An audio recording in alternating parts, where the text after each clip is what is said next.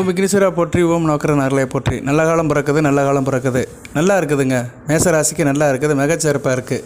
ஒரு முக்கியமான ஒருத்தர் நல்ல நிலைமையில் இருக்கிறார். குரு பகவான் 3ஆம் இடத்துல இருந்தாலுமே அஸ்தமனம் அடைகிறாரு.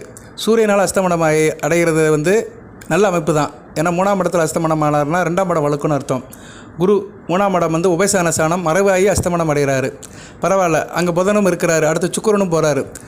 சூரியனும் 3ஆம் இடத்துல சுபத்துவம் அடைகிறாரு. குருவால் சுபத்துவம் அடைகிறாரு. ராசிக்கு பஞ்சமாதிபதி அதிர்ஷ்ட சனாபதி 3ஆம் இடத்துல தைரிய வீரிய ஸ்தானத்தில் சுபத்துவம் அடைகிறது நல்ல விதமாக பார்க்கப்படுகிறது.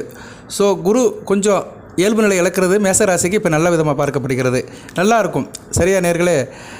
அதனால் நீங்கள் என்ன பண்ணுறீங்கன்னா, நான் சொல்கிற அன்றைக்கி ஒரு சின்ன பூஜை பண்ணிடுங்க, கூடுதல் சிறப்பாக இருக்கும். நான் முன்னாடியே சொல்லிடுறேன். ஏன்னா மேசராசிக்கு நல்லது நடக்கணும். பலன்கள்லாம் அப்புறம் வச்சுக்குருவோம்.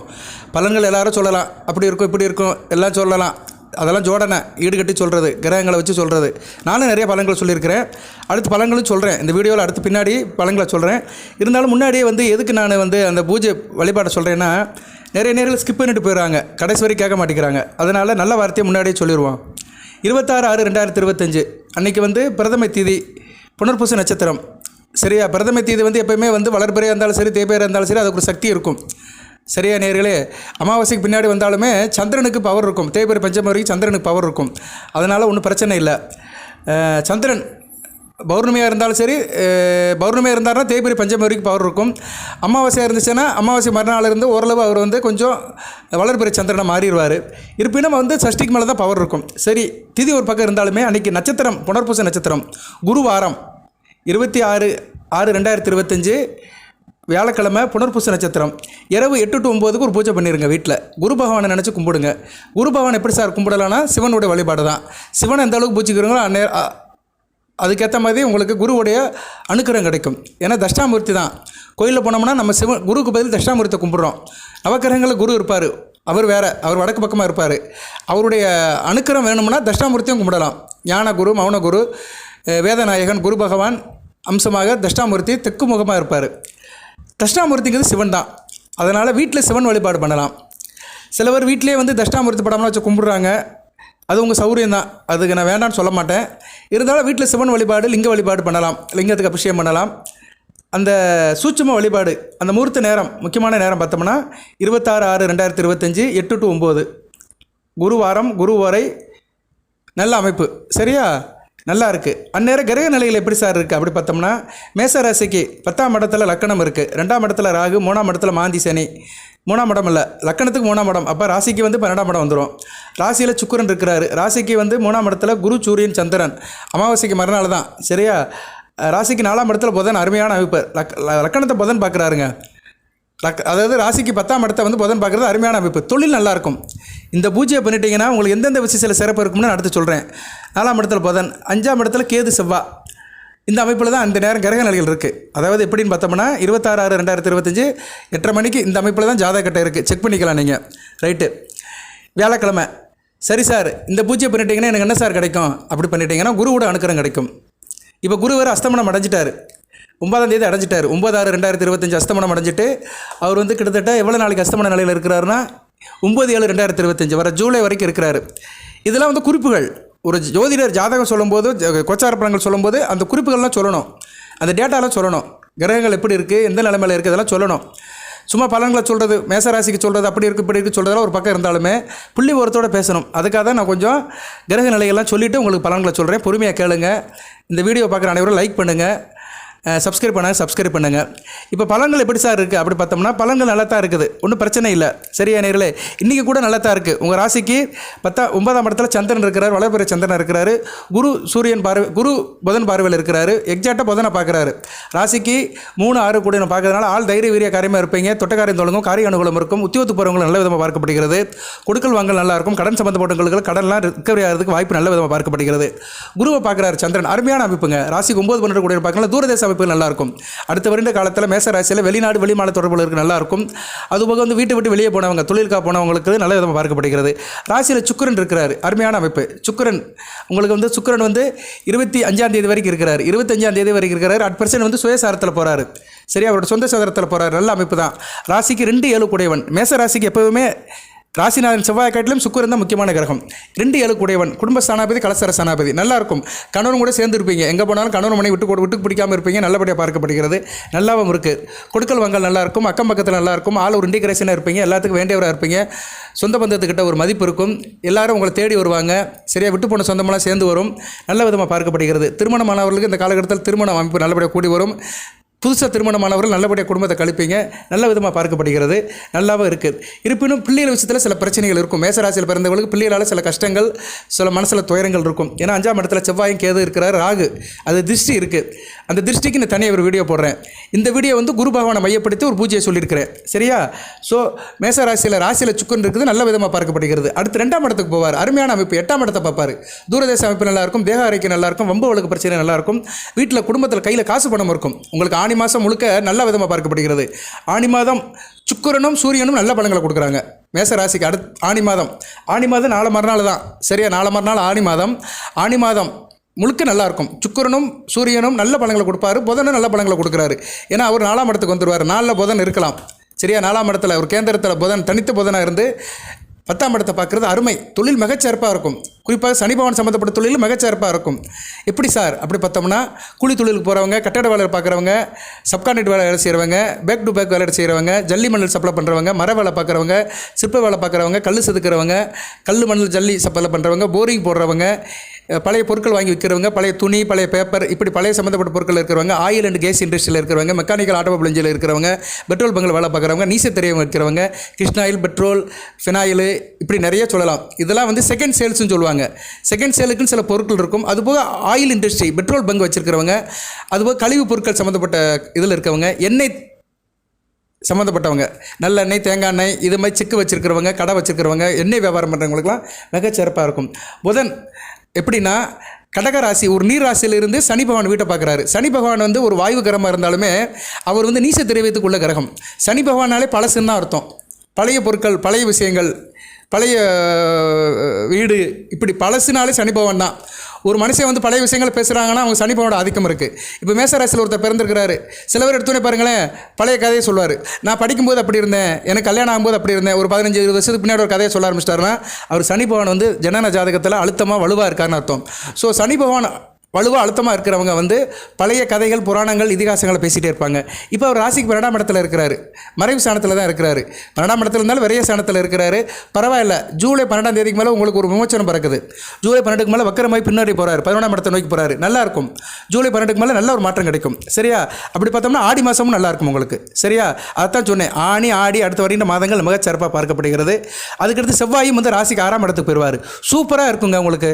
சூப்பராக இருக்கும். சனி வக்கரம், செவ்வாய் 6ஆம் இடத்துக்கு போயிடுவார். புதன் 4ஆம் இடத்துல இருப்பார். அருமையான அமைப்பு. சூரியன் 3ஆம் இடத்துல இருப்பார். சுக்கிரன் 2ஆம் இடத்துல இருப்பார். ஸோ ஆடி ஆவணி இந்த மாதங்கள் 3 மாதங்களும் முத்தாய்ப்பாக இருக்குது. வருகின்ற 3 மாதங்கள் 90 நாட்கள் மிகச்சிறப்பாக இருக்குது. அதுக்கு வந்து நீங்கள் ஒரு தங்க கிரீடத்தில் வைரம் வைக்கிற மாதிரி ஒரு பூஜை பண்ணிடுங்க. அதுதான் 26/6/2025 வியாழக்கிழமை இரவு 8 to 9. சரியா? வீட்டில் சிவன் படத்தை அலங்காரம் பண்ணுங்கள். சிவபெருமானை கும்பிடுங்க. விநாயகர் படம், சிவன் படம், உங்கள் குலசாமி படம் 3ஐயும் வச்சுக்கோங்க. சிவசக்தி படமாக இருந்தாலும் பரவாயில்ல, வழிபாடு பண்ணுங்கள். சிவனுக்கு வந்து முல்லை மலர்கள், மல்லிகை மலர்கள், இல்லைனா வாசனை பூக்களை போடுங்க, வில்வம் போடுங்க. அதுபோல் சிவனுக்கு பால் வைக்கலாம், நைவேத்தியத்துக்கு பால் வைக்கலாம், ஜீனி போட்டு பால் வைக்கலாம். சௌரியம் இருக்கிறவங்க கடலை வைங்க. கொண்ட கடலையை அவிச்சு தாளிதம் பண்ணி வைங்க. இல்லை சார் நான் வேலை வெட்டிக்கு போயிட்டு வந்தேன், இரவு 8 மணி, எங்களால் அதெல்லாம் செய்ய முடியாது சொல்கிறவங்க 10 ரூபா கொடுத்து 2 கடலை மிட்டாய் வாங்குங்க. கடலை மிட்டாய் வாங்கி நைவேத்தியம் பண்ணிடுங்க. கடையிலேருந்து வாங்கிட்டு வாங்க. கடையிலேருந்து வாங்கிட்டு வந்து நைவேத்தியம் பண்ணுங்கள். வீட்டில் பூஜை புனஸ்காரம் உங்களுக்கு தெரியும், நான் சொல்ல வேண்டிய அவசியம் இல்லை. கடலை மிட்டாயில் சுக்கிரனும் இருக்கிறாரு, குருவும் இருக்கிறாரு. கடலையில் குரு இருக்கிறாரு. அந்த இனிப்பு வெள்ளம் இருக்குது பார்த்தீங்க, அதில் சுக்கிரன் இருக்கிறாரு. ஸோ சுக்கிரனும் குருவும் சேர்ந்துடுறாங்க. ஒரு ராசிக்கு 2, 7, 9, 12 அருமையான அமைப்பு. தன குடும்ப வாக்கு ஸ்தானாபதி, கலஸ்தர ஸ்தானாபதி, பாக்கிய ஸ்தானாபதி, விரைய ஸ்தானாபதி. விரைய ஸ்தானத்தில் இப்போ சனி இருக்கிறதுனால சரியாக பெறும். ஏன்னா விரைய ஸ்தானத்துக்கு 4ஆம் இடம் கேந்திரத்தெல்லாம் குரு இருக்கிறாரு. அருமையான அமைப்புங்க. இதாங்க ஜோதிடம். ஜோதிடத்தை பேச ஆரம்பித்தோம்னா அந்த கட்டங்கள் நம்மக்கிட்ட பேசும். சரியா? தமிழ் படித்தவங்ககிட்ட தமிழ் விளையாடும், முத்தமிழ் விளையாடும். அது மாதிரி தமிழ் பேசுகிறவங்ககிட்ட தமிழ் நாக்கில் விளையாடும், சரஸ்வதி நாக்கில் குடியிருப்பா.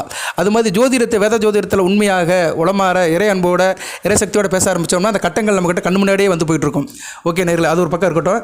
சனிக்கு கேந்திரமாக தான் குரு இருக்கிறாரு. இப்போ குரு வந்து அஸ்தமனம் அடைகிறாரு. அஸ்தமனம் அடைகிறது எப்படி சார் அப்படி பார்த்தோம்னா நல்லதான் ஒரு வைக்கு. ஏன்னா அவர் 3ஆம் இடத்துல உபசன ஸ்தானத்தில் மறைஞ்சு அஸ்தமனம் அடைகிறது ஒரு வைக்கு நல்லதான். சரியா நேர்களே? இருப்பினும் அவர் பலம் பெறாரு. எப்படி பலம் பெறாரு? புதனால் பலம் பெறாரு. போகிறாரு. அடுத்து வந்து சுக்கிரன் அவர்கிட்ட போய் சேராரு அடுத்து வருகின்ற காலத்தில். ஸோ குரு உங்கள் ராசிக்கு 9 12 கூடியவன் ஒரு நல்ல பலன்களை கொடுக்குறாரு. நல்ல பலன்களை கொடுத்தாலுமே கொஞ்சம் அஸ்தமனம் அடைகிறார் சூரியனால். சூரியனை சுபத்துவம் ஆகிக்கிட்டு இவருக்கு தான் இயல்பு நிலை இழக்கிறாரு. அந்நேரம் அந்த குருவுக்கு ஒரு பூஜை பண்ணிடுங்க. அதைத்தான் நான் சொன்னேன். 26/6/2025 பண்ணுற பூஜை வந்து குரு பகவானுக்காக சிவனை கும்பிட்றீங்க, அந்த தட்சிணாமூர்த்தியை கும்பிட்றீங்க. அந்நேரம் சிவனுடைய நாமத்தை சொல்லுங்கள். பூஜை நைவேத்தியம்லாம் பண்ணிவிட்டு நான் சொன்ன அந்த பொருட்கள்லாம் வச்சுட்டு கடலை மிட்டாயோ கடலையோ வச்சுட்டு, கடலைன்னா என்ன, கடலை அவிச்சு வைக்கணும் சரியா, ஒரு பிரசாதம். இந்நேரம் ஒன்று சொல்கிறேன் நான், பிரசாதம்னு என்கிட்ட நிறைய பேர் கேட்டாங்க. பிரசாதம்னா என்ன சார் அப்படி கேட்டாங்க. பிரசாதங்க வந்து கோயிலில் கொடுக்குற சுண்டலோ புளியோதரையோ பிரசாதம் கிடையாதுங்க. கோயிலில் கொடுக்குற விபூதி குங்குமம் மஞ்சனம் இதுதான் பிரசாதம் சரியா. பிரசாதங்கிறது வேறு. அதனால் கோயிலில் வந்து கொண்டு வர பிரசாதத்தை பத்திரமா வச்சுருக்கணும். மற்ற பொருட்கள்லாம் சாப்பாடு பொருட்கள் பொங்கல் பொங்கல்லாம் கெட்டு போயிடும், அப்பயே சாப்பிட்றணும் சரியா. பிரசாதங்கிறது அந்த கோயிலில் கொடுக்குற விபூதி திருமண் மஞ்சனம் அந்த செந்தூரம் இதுதான் வந்து பிரசாதம் விபூதி. ஓகே, இப்போ வந்து பூஜை பண்ணுங்கள். இறைவனுடைய நாமத்தை சொல்லுங்கள், சிவனுடைய நாமத்தை சொல்லுங்கள், குறிப்பாக தட்சிணாமூர்த்தி நாமத்தை சொல்லுங்கள். ஓம் தட்சிணாமூர்த்தி நமக, தென்முக கடவுளை நமக, வேதநாயனே நமக, கல்லால மரத்திலிருந்து அருபுருவனே நமக, சனாதன முனிவர்களுக்கு அறிவனே நமக, முகிலனன் என்ற அரக்கனை கொள்பவனே நமக. ஏன்னா முகிலன் என்ற ஒரு அரக்கன், அவன் வந்து ஆகாதவன். அரக்கனை வந்து அவர் காலில் போட்டு மிதிச்சிருப்பார். நீங்கள் தட்சிணாமூர்த்தியை பார்த்தீங்கன்னா காலுக்கு அடியில் ஒருத்தனை போட்டு மிதிச்சிருப்பார். கல்லால மரத்தை அடியில் உட்காந்துருப்பார். தெற்கு முக்க நோக்கி இருப்பார். தென்முக கடவுள். தட்சிணாமூர்த்தினாலே தென்முக கடவுள். தெற்கு பக்கம் நோக்கி இருப்பார். தெற்கு பக்கம் ஏன் நோக்கி இருக்கிறாரா, நீங்கள் வந்து தெற்கு பக்கத்தில் இருக்கிறவரெல்லாம் சங்கடத்தில் இருப்பாங்க. ஏன்னா தெற்கு பக்கம் வந்து யமனுடைய திசை. அதனால் நீங்கள் வந்து தெற்கு பக்கம் போய் இன்னல் கஷ்டம் இடர்பாடுக்கு சிக்காமல் வடக்கு பக்கம் வாங்க. வடக்கு வாழ்கிறது, தெற்கு தேய்கிறது. பொதுவாகவே தெற்கு பக்கத்தை காட்டில் வடக்கு பக்கம் நல்லாயிருக்கும். நல்லா பாருங்கள். நீங்கள் இப்போ திருச்சியில் இருக்கீங்க வச்சுக்கோங்க. மெட்ராஸ் காட்டில் திருச்சி பின்தங்கி தான் இருக்கும். திருச்சியை காட்டில் மதுரை பின்தங்கி தான் இருக்கும். மதுரை காட்டில் திருநெல்வேலி பின்தங்கி தான் இருக்கும். திருநெல்வேலி காட்டிலையும் கன்னியாகுமரி பின்தங்கி தான் இருக்கும். கன்னியாகுமரிக்கு அடுத்து பார்த்தோம்னா கடலை தாண்டி போட்டோம்னா இலங்கை நம்மளை காட்டில் ரொம்ப பின்தங்கி இருக்குது சரியா. நம்மளை காட்டிலும் அங்கே வந்து ரூபாயோட மதிப்புன்னு ரொம்ப கம்மி சரியா. நேரில் நம்ம 2 ரூபாய்க்கு அவங்க 4 ரூபா கொடுத்தா தான் 2 ரூபா வாங்க முடியும், டபுள் மடங்கு அங்கே சரியா. இலங்கை வந்து மதிப்பில் கம்மியாக தான் இருக்குது. ஸோ ஏன் சொல்ல வரேன்னா, எப்போவுமே தென்பக்கம் வந்து கொஞ்சம் பழமளந்து தான் இருக்கும், வடப்பக்கம் தான் வலுவாக இருக்கும். சென்னையை காட்டிலும் வடக்க இருக்கிற பெங்களூர் நல்லாயிருக்கும். அதுக்கு மேலே போனீங்கன்னா மத்திய பிரதேசம் நல்லாயிருக்கும், டெல்லி நல்லாயிருக்கும். அப்படியே போய்ட்டு போனால் யூஎஸ் நல்லாயிருக்கும். ஏன்னா இந்தியாவுக்கு மேலே இருக்க கண்ட்ரிலாம் நல்லாயிருக்கும் பொதுவாகவே. அதனால் எப்போயுமே வடப்பக்கம் நல்லாயிருக்கும். ஏன்னா வடக்கு தான் இறைவனே இருக்கிறாரு. இந்தியாவில் வந்து வடப்பக்கம் தான் இமயமலை இருக்குது, ரிஷிகேசம் இருக்குது, அங்கே வந்து சிவபெருமான் இருக்கிறாரு. ஸோ வடக்கு எப்போயுமே உயரமாக தான் இருக்கும். நம்ம இந்திய மேப்பை பாருங்கள், வடக்கு போக போக தான் அகலமாக இருக்கும். கீழே வர தெற்கு பக்கம் வந்து குறுகி போயிடும், ஒடுக்கமாக இருக்கும் சரியா, நேராவாக இருக்கும். ஓகே, உதாரணம்லாம் நிறையா கொடுக்க வேண்டாம். மேசராசிக்கு என்ன காட்டிலும் நல்லா தெரியும். அசுபதி பரணி கார்த்திகை நட்சத்திரத்தை பிறந்தவங்க ஜாமவான்கள் அறிவாளிகள் சரியா. உங்களுக்கு நான் சொல்லி தெரிய வேண்டியதில்லை. இவ்வளோ நேரம் இந்த 13 நிமிஷம் கட்டவர்களுக்கு ரொம்ப நன்றி. சிறந்தாழ்ந்த நன்றி. ரிட்டன் வியூவர்ஸ்க்கு நன்றி, நியூ வியூவர்ஸ்க்கு நன்றி. லைக் பண்ணுங்கள் மக்களே, மேசராசி மக்களே, மேன்மையான மக்களே லைக் பண்ணுங்கள். இவ்வளோ நேரம் வீடியோ கேட்ட அனைவரும் லைக் பண்ணுங்கள். ஒரு வீடியோக்கு சேனலுக்கு ஒரு ப்ரொமோஷன் கொடுங்க, சப்ஸ்கிரைப் பண்ணுங்கள். நான் பலன்கள் அப்படியே சொல்கிறேன் உங்களுக்கு நான். ஸோ சுக்கிரனை சொல்கிறேன். சுக்கிரன் ஒரு நல்ல பலன்கள் இருக்கிறாங்க, நல்ல பலன்களை கொடுப்பார். புதனும் நல்ல நிலைமையில் தான் இருக்கிறாரு. 4ஆம் இடத்துக்கு வந்து நல்ல பலன்களை கொடுக்குறாரு. 6-3 கூடிய 4ஆம் இடத்துல வரதுனால உத்தியோகத்தில் வந்து உங்களுக்கு நல்ல ஒரு உயர்வு கிடைக்கும். உத்தியோகம் போகிறவங்க நல்லபடியாக இருப்பீங்க. இளைய சகோதர விஷயத்தில் நல்ல ஒரு ஏற்றம் இருக்கும். இளைய சகோதரனால குடும்பத்தில் ஒரு சந்தோஷம் இருக்கும். தம்பி தங்கச்சிக்கெல்லாம் வண்டி வாகனம்லாம் வாங்கி கொடுப்பீங்க. நல்ல விதமாக தான் பார்க்கப்படுகிறது. ஸோ கிரகங்கள்லாம் நல்லா தான் இருக்குது. இருந்தாலும் திருஷ்டி இருக்குது. திருஷ்டிக்கு நான் தனியாக வீடியோ போடுறேன். திருஷ்டியை கழிக்கிறதுக்கு அதுக்கு ஒரு வீடியோ இருக்குது. ராசிக்கு திருஷ்டி இருக்க தான் செய்யுது. ராசிக்கு 6ஆம் இடத்துக்கும், ராசிக்கு 9ஆம் இடத்துக்கும், ராசிக்கு 12ஆம் இடத்துக்கும், ராசிக்கு 2ஆம் இடத்துக்கும் திருஷ்டி இருக்குது. 2, 6, 9, 12 இந்த இடத்துல திருஷ்டி இருக்கிறதுனால சில வழிபாடுகள் பண்ணணும். அடுத்து வருகின்ற வீடியோவில் அதை சொல்கிறேன் நான். இப்போ வந்து உங்களுக்கு டேட் ஃபிக்ஸ் பண்ணிக்கிறது வந்து 26 ஜூன் 26 இரவு 8 to 9 ஒரு பூஜையை சிவனுக்கு பண்ணிடுங்க. சிவநாமத்தை சொல்லி சிவனை வந்து வழிபாடு பண்ணுங்கள்.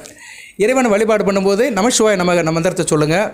அதுபோக தட்சிணாமூர்த்தி மந்திரத்தை சொல்லுங்கள். ஊன் உருகி உடல் உருகி ஒரு சொட்டு கண்ணீர் வரணும். உங்கள் பிரச்சனையாக தீர்க்கணும்னா கண்ணீர் விட்டு நீங்கள் சொல்லணும். சாமி அதை தான் உங்கள்கிட்ட கேட்குறாரு. நிறைய பேர் அதான் செய்கிறாங்க. என்ன செய்கிறாங்கன்னா, கோயிலுக்கு போய் சாமிக்கு தேர் இழுக்கிறது, அபிஷேகம் பண்ணுறது, ஆயிரக்கணக்கில் செலவு பண்ணுறது, இதெல்லாம் தேவையே இல்லை. ஏன்னா நீ கொடுக்குறது எல்லாமே இங்கேருந்து எடுத்து கொடுக்குறீங்க. யாரும் எதுவும் கொண்டு வந்து கொடுக்குறது கிடையாது. நம்ம வரும்போது வந்து கூட வந்தது எது உயிர் ஒன்று தான் நம்ம கூட இருக்குது. இந்த உயிரும் உடலும் தான் இருக்குது. மற்றது எல்லாமே இங்கேருந்து கிடைக்கிறது தான்.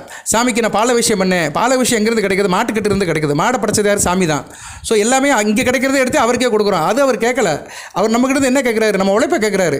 உழைப்புனா என்ன? நம்ம ஒரு கைங்கரியம் பண்ணணும். அவர் கோயில் உலகத்துக்கு போய் வேலை பார்க்கணும். அதைத்தான் உழவார பண்ணின்னு திருநாவுக்கரசு கொண்டு வந்தார். உழவார பண்ணினா என்ன? உடல் ரீதியாக வந்து இறைவனுக்கு தொண்டு பண்ணுறது, தன்னை வளைத்து கோயில் குளத்தில் போய் தன் உடல், இந்த உடலை கொடுத்தது அவன் தான், இந்த உயிரை கொடுத்தவன் அவன் தான். இந்த உடல் வந்து உனக்கு உழைக்கிறதுக்காக இந்த உடல் இருக்குன்னு இறைவனுக்காக உழைக்கணும். கோயில் குளத்துக்கு அடிக்கிற போகணும், இறைவனுக்காக உழைக்கணும். அதுபோக வந்து வீட்டில் கும்பிடும்போது வந்து ஒரு சொட்டு கண்ணீர் விடணும். நம்மக்கிட்ட அதுதான் கேட்குறாரு. நம்மக்கிட்ட கேட்குறது என்னென்னா, நம்ம இறைவன்கிட்ட மெய்மறந்து வணங்கி ஒரு சொட்டு கண்ணீரை விட்டோம்னா அதை தெய்வம் வந்து மிகச்சிறப்பாக எடுத்துக்கிறோம், செவிசாய்க்கும். சரியா? இப்படி தான் செய்யணும். பந்தாவுக்காக கோயிலுக்கு இது பண்ணுறது பெருசாக அடித்து போட்டுருவாங்க. உபயதாரர் இன்னார் அப்படின்னு போட்டுருவாங்க. ஒரு பெரிய மணி தொங்கும், அதில் போட்டிருப்பாங்க உபயதாரர் இன்னாரர் அப்படின்னு போட்டிருப்பாங்க. அதெல்லாம் பெருமைக்கு. இன்றைக்கி நிறைய எல்லாமே பெருமையாக போயிடுச்சு, பப்ளிசிட்டியாக போயிடுச்சு. இறைவன் அதை கேட்கல. இறைவன் வந்து நம்மக்கிட்ட நம்ம உழைப்பை தான் கேட்குறாரு. சரியா? அதுக்கிட்ட நம்மக்கிட்ட ஒரு சொட்டு கண்ணீரை கேட்குறாரு. சரியா? கண்ணீர் வந்து ரத்தத்துக்கு சமம்.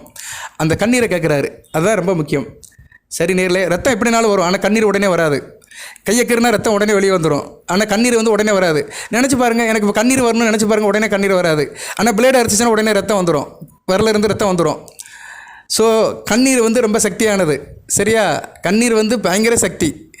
அதான் யார் வாயில் விழக்கூடாது அப்படிம்பாங்க. ஒருத்தங்க அழுதுட்டு சாப்பிட்டாங்கன்னா உடனே பழிக்கும். யார் வாயில் விழக்கூடாது, சாப்பிட விடக்கூடாது, நிறைய இருக்குது நேர்களே. இதெல்லாம் சொல்லணும்னா போய்கிட்டே இருக்கும் சப்ஜெக்ட்டு.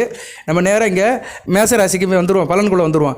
இப்போ குரு கொஞ்சம் அப்படி இப்படி இருக்கனால யாருக்கு ரொம்ப பாதகம் இருக்கும் அப்படி பார்த்தோம்னா, குரு பொதுவாக மேசராசியில் மேச லக்கணம், கடக லக்கணம், சிம்ம லக்கணம், விருச்சிக லக்கணம், தனுசு லக்கணம், மீன லக்கணம், இந்த 6 லக்கணத்தில் பிறந்தவங்களுக்கு குரு ரொம்ப பலன்களை கொடுப்பாரு. குறிப்பாக மேசராசியில் இப்போ குரு திசை நடக்கிறவங்களுக்கு கொஞ்சம் டஃப்பாக தான் இருக்கும். இந்த அடுத்து வருகின்ற ஒரு மாத காலத்துக்கு அவங்க தான் அந்த பூஜை பண்ணணும். நான் சொன்ன லக்கணத்தில் இருக்கிறோம், கண்டிப்பாக பண்ணுங்கள். மேச லக்கணம் மேசராசியில் பிறந்தவங்களுக்கு தாப்பன வழியில் சில பிரச்சனைகள் இருக்கும், விரயம் அதிகமாக இருக்கும், அலைச்சல் இருக்கும். அதனால் கண்டிப்பாக அந்த பூஜையை பண்ணிடுங்க. கடக லக்கணத்தில் பிறந்தவங்களுக்கு உத்தியோகத்தில் சில டார்ச்சர் இருக்கும், டென்ஷன் இருக்கும்.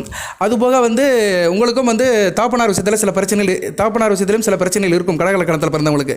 சரியா? தகப்பன வழி உறவுகள், தகப்பன வழி உறவுகள், குறிப்பாக அத்தை, அப்பாவோட பிறந்த அக்கா தங்கச்சி, இவங்க விஷயத்தில் சில பிரச்சனைகள் வரும். அதனால் கடக லக்கணத்தில் பிறந்தவங்களும் கண்டிப்பாக பூஜை பண்ணுங்கள். அடுத்து வந்து சிம்ம லக்கணம். சிம்ம லக்கணத்தில் பிறந்தவங்களுக்கு பிள்ளைகளால் சில பிரச்சனைகள் இருக்கும். மேசராசி சிம்ம லக்கணத்தில் பிறந்தவங்களுக்கு பிள்ளைகளால் சில பிரச்சனைகள், எதிர்பாராத சில இழப்புகள், அதுபோக அதிர்ஷ்டக்கட்டை, காரியம் நடக்காமல் இருக்கும், காரிய தடங்கள் இருக்கும். அதுபோக கொடுக்கல் வாங்கல பிரச்சனை இருக்கும், வம்பு வழக்கு பிரச்சனைகள், அவமானங்கள் இதெல்லாம் சந்திக்கிற மாதிரி இருக்கும். அதனால் நீங்களும் கண்டிப்பாக குரு பூஜை பண்ணி தான் ஆகணும். அடுத்து வந்து விருச்சிக லக்கணம். பேச்சுவார்த்தையில் நிதானம் இருக்காது, டென்ஷன் இருக்கும், பதட்டம் இருக்கும், ஆவேசமாக பேசுவீங்க, பேச்சால் சில பிரச்சனைகள் வரும், குடும்பத்தில் சில கலக்கங்கள் வரும், முட்டல் முதல் இருக்கும், பிள்ளைகள் விஷயத்தில் சில பிரச்சனைகள் இருக்கும், குடும்பத்துக்குள்ளேயே பிரச்சனை இருக்கும், பிள்ளைகளால் பிரச்சனைகள் வரும். கவனமாக இருக்கணும். நீங்களும் விருச்சிக லக்கணத்தில் பிறந்தவங்களும் அந்த பூஜை பண்ணிடுங்க. அடுத்து வந்து தனுசு லக்கணம். சுகம் கட்டு போயிடும். சரியா? சுகங்கட்டு பெறும், நல்லபடியாக இருக்க முடியாது. தாயாரோட ஆரோக்கியம் நல்லா இருக்காது, வண்டி வாகனத்தில் அடிக்கடி ரிப்பேர் ஆகும், விவசாயம் நல்லபடியாக இருக்காது, விவசாயம் சம்மந்தப்பட்ட விஷயத்தில் பிரச்சனைகள் இருக்கும், கவனமாக இருக்கணும். ஹோட்டல் ரெஸ்டாரண்ட் வச்சுருக்கிறவங்களுக்கு சில பிரச்சனைகள் இருக்கும். அடுத்து வந்து மீன லக்கணம். அவங்களுக்கே பிரச்சனை. மீன லக்கணத்தை பிறந்தவங்களுக்கு ஆளுகளுக்கே பிரச்சனை. சரியா? தேக ஆரோக்கிய பிரச்சனை. உங்களுக்கே பிரச்சனை முடிஞ்சு போச்சு. இன்னும் உடம்புக்கு முடியாமல் போகும், இல்லைனாலும் உங்களால் மற்றவங்களுக்கு முடியாமல் போகும். யாருக்கும் நீங்கள் உதவாமல் போயிடுவீங்க. செய்கிற காரியத்தில் பிரச்சனை, எந்த காரியம் பண்ணாலும் தடங்களாக இருக்கும், விருத்தி இருக்காது, தொழிலும் பிரச்சனையாக இருக்கும். ஸோ மேசராசியில் மேச லக்கணம், கடக லக்கணம், சிம்ம லக்கணம், விருச்சிக லக்கணம், தனுசு லக்கணம், மீன லக்கணம், இவங்கெல்லாம் கண்டிப்பாக அந்த 26ஆம் தேதி அந்த சிவன் பூஜையை பண்ணிடுங்க, குரு சார்பாக பண்ணிடுங்க. மற்ற லக்கணத்தில் பிறந்தவங்களுக்கு நல்லா இருக்குமா சார் அப்படின்னு பார்த்தோம்னா, ரிஷப லக்கணத்தில் பிறந்தவங்களுக்கு நல்லா இருக்கும். இந்த பூஜை பண்ணுறதுனால கூடுதல் சிறப்பு இருக்கும். சரியா? இவங்களுக்கு வந்து நல்லா அதிர்ஷ்டம் கை கொடுக்கும், நல்ல லாபம் இருக்கும். துலா லக்கணத்தில் பிறந்தவங்களுக்கு எப்படி சார் இருக்கும்? துலா லக்கணத்தில் பிறந்தவங்களுக்கு வந்து கொஞ்சம் எதிர்பாராத டென்ஷன் இருக்கும். சரியா? எதிர்பாராத சில சம்பவங்கள் நடக்கும், ஆனால் வருமானம் நல்லாயிருக்கும், தூரதேசத்திலிருந்து வருமானம் கிடைக்கும், நல்ல விதமாக பார்க்கப்படுகிறது. மிதுன லக்கணம். மிதுன லக்கணத்துக்கு வந்து அலைச்சல் இருக்கும், டென்ஷன் இருக்கும், பதட்டம் இருக்கும், கெட்ட கனவுலாம் வரும் மேசராசியில் மிதுன லக்கணத்தில் பிறந்தவங்கள. அதனால் அவங்களும் வந்து கண்டிப்பாக இந்த பூஜை பண்ணணும். கன்னியா லக்கணம். கன்னியா லக்கணத்தில் பிறந்தவங்களுக்கு சிறப்பாக இருக்குங்க. கன்னியா லக்கணத்தில் பிறந்தவங்களுக்கு அருமையாக இருக்கும். இந்த பூஜை பண்ணினீங்கன்னா அபிவிருத்தியாக இருக்கும். அடுத்த வரையில் ஒரு மாதம் மிகச்சிறப்பாக இருக்கும். குறிப்பாக எந்தெந்த லக்கணத்துக்கு நல்லா இருக்கும் சார் அப்படி சொன்னோம்னா, மகர லக்கணம், கன்னியா லக்கணம், அடுத்து வந்து விருச்சிக லக்கணத்துக்கும் ஓரளவு நல்லாயிருக்கும். விருச்சிக லக்கணத்துக்கு முதலே சொன்னேன் சில பிரச்சனைகள் இருக்குன்னு, இருந்தாலும் விருச்சிக லக்கணத்தையும் லிஸ்ட்டில் எடுத்துக்கலாம். கன்னியா லக்கணம், விருச்சிக லக்கணம், அடுத்து வந்து மகர லக்கணம், இந்த லக்கணத்தில் பிறந்தவங்களுக்குலாம் நல்லாயிருக்கும் இந்த குரு பூஜை பண்ணுறவங்களுக்கு மேசராசியில். மற்ற லக்கணத்துகளுக்கு நிபந்தனைக்கு உட்பட்டு பலன்கள் இருக்கும். கண்டிப்பாக பெண்ணுங்க. சரியா? எது லக்கணம் விடுபட்டு போயிருக்கா? சிம்ம லக்கணத்துக்கு சொல்லுவோம். சிம்ம லக்கணத்துக்கு எப்படி சார் இருக்கும் அப்படி பார்த்தோம்னா, சிம்ம லக்கணத்துக்கு வந்து தொழிலில் லாபம் குறையும். சரியா? தொழிலில் சில பிரச்சனைகள் இருக்கும், தொழிலில் எதிர்பாராத பண நெருக்கடி வரும் சிம்ம லக்கணத்தில் பிறந்தவங்க. ஸோ அதனால் நீங்கள் கண்டிப்பாக தொழிலை பண்ணுங்கள், நல்ல விதமாக பார்க்கப்படும். பொதுவாக சிம்ம லக்கணத்தில் பிறந்தவங்க ஆளுமை அதிகாரத்தோடு தான் இருப்பாங்க, அரசாங்க தொடர்பு எல்லாமே நல்லாயிருக்கும். இருந்தாலும் குரு பூஜை பண்ணுறதுனால தொழிலில் ஒரு லாபம் நல்லா கிடைக்கும்.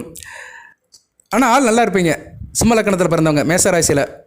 கொஞ்சம் அரசாங்க விஷயங்கள், அரசியல்வாதிகளுக்கெல்லாம் நல்லா இருக்குது, அதில் லாபம் கிடைக்கும். மூத்த சகோதர விஷயத்தில் நல்ல லாபம் இருக்கும். மூத்த சகோதரன் குடும்பத்துக்கு நல்ல உதவியாக இருப்பார். அப்பா வழியில் நல்ல ஏற்றம் இருக்கும். இப்படியெல்லாம் பார்க்கப்படுகிறது. ஓகே நேயர்களே, லக்கண ரீதியாக கொஞ்சம் சொல்லியிருக்கிறேன், ஒரு அவுட்லைன் வந்திருக்கிறேன். இன்னும் லக்கண ரீதியாக தனித்தனியாக சொல்லலாம். மேச ராசிக்கு இப்போ @% ஒவ்வொரு லக்கணத்தில் பிறந்தவங்களுக்கு எப்படி இருக்குன்னு தெரிஞ்சுக்கலாம். அதுபோக நீங்கள் லக்கணத்தை தெரிஞ்சு வச்சுக்கோங்க. லக்கணம் தெரியாமலாம் வீடியோ கேட்காதீங்க, யூடியூப்லேயோ வேறு எங்கேயும் கேட்காதீங்க, டிவிலையோ எங்கேயும் கேட்காதீங்க. லக்கணம் தெரியணும், லக்கணம் நட்சத்திரம் தெரியணும். நட்சத்திரம் மேக்ஸிமம் எல்லாத்துக்கும் தெரிஞ்சிருக்கும். லக்கணத்தை தெரிஞ்சுக்கோங்க, தசாபுத்தி தெரிஞ்சுக்கோங்க. இப்போ வந்து மேசராசியில் தசாபுத்தி எடுத்துக்கிட்டோம்னா உங்களுக்கு வந்து ராகு திசையிலேருந்து ஓரளவு இதாக இருக்கும். செவ்வாய் திசை கொஞ்சம் மத்திய வயசில் நடக்கும்.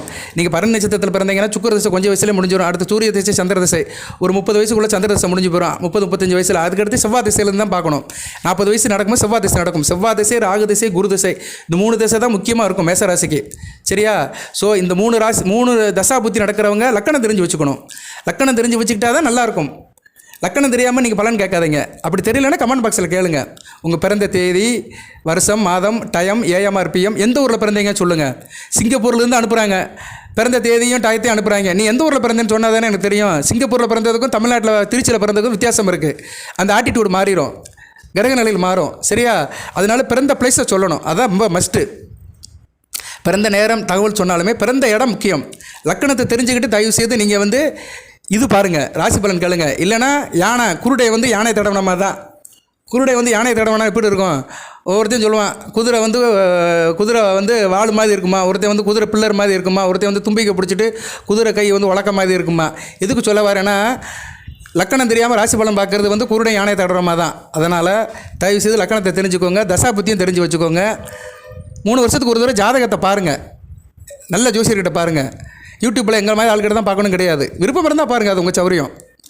இல்லைனா அக்கம் பக்கத்தில் ஜோசியர் இருப்பாங்க, நல்ல ஜோசியரை பார்த்து தசா பற்றி என்ன நடக்குது, கிரகங்கள் நிலையில் எப்படி இருக்குது, எந்த கிரகம் நமக்கு சாதகமாக இருக்குது, எது பாதகமாக இருக்குது, எந்த வழிபாடு பண்ணணும், இதெல்லாம் தெரிஞ்சு வச்சுக்கணும்.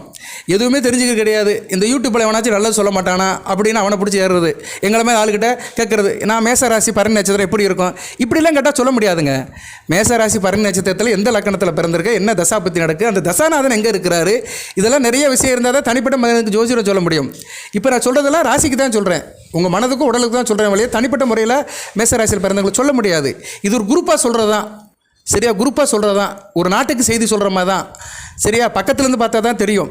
சரியா? எந்த ஒரு சம்பவமே வந்து பக்கத்துலேருந்து பார்த்தா தான் தெரியும். இல்லைன்னா அது செய்தியாக தான் தெரியும். அது ஒரு செய்தின்னு காது வழியாக வந்துட்டு போயிடும்.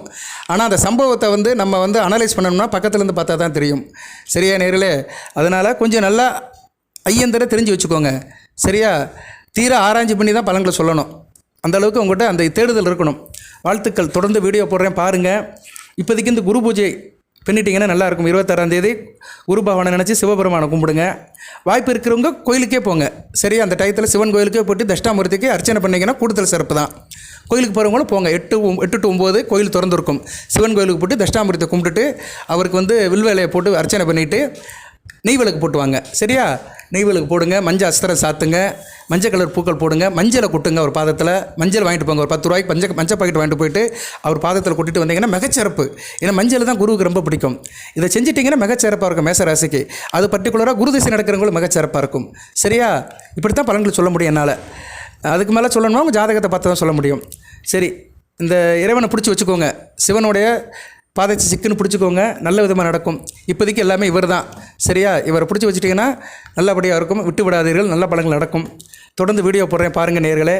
எல்லாம் வல்ல இறைவன் மேசராசி நேயர்களுக்கு, அசுபதி பரணி கிருத்திகை நட்சத்திரத்தில் பிறந்தவர்களுக்கு சில சௌபாகியத்தையும் சில ஐஸ்வர்யத்தையும் சில நன்மையும் கொடுப்பார். அனைத்து நலங்களை வளங்களைப்பட்டு தேக ஆரோக்கியத்துடன் தீர்க்காலுடன் நீடோடி வாழ்க, நிறைந்த வளம் பெறுக. நன்றி நேயர்களே. வாழ்த்துக்கள்.